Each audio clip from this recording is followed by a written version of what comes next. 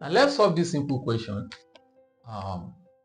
We have 12 raised to the power of p plus 2 plus 12 raised to the power of p plus 3 equals to 13. So we have 12 raised to the power of p plus 2 plus. I'm going to be applying a rule here.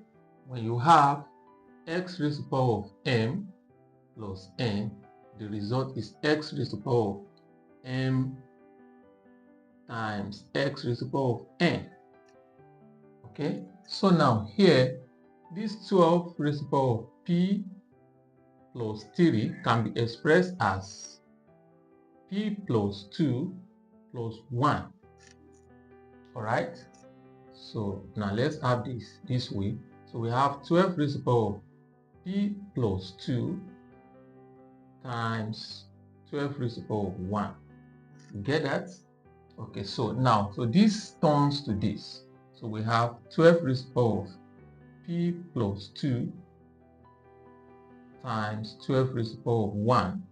Okay, that's the same thing as 12 equals to 13. So here we can factor out 12 raised to the power of p plus 2. All right, let's factor that out. So we have 12 raised to the power of p plus 2. Okay, so when we factor 12 raised to the power of p plus 2 here, we have 1 plus 12 equals to 13. Alright, so here we have 12 raised to the power of p plus 2 times 13 equals to 30. Alright, so the next thing to do here is to divide both sides by 13 because 13 is common.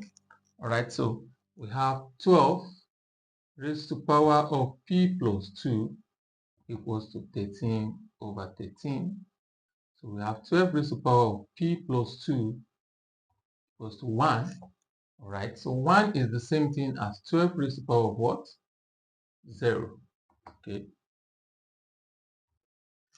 So now since we have same base, so we can equate the power. So we have p plus 2 equals to 0. So therefore p equals to -2. So that's the answer. Thanks.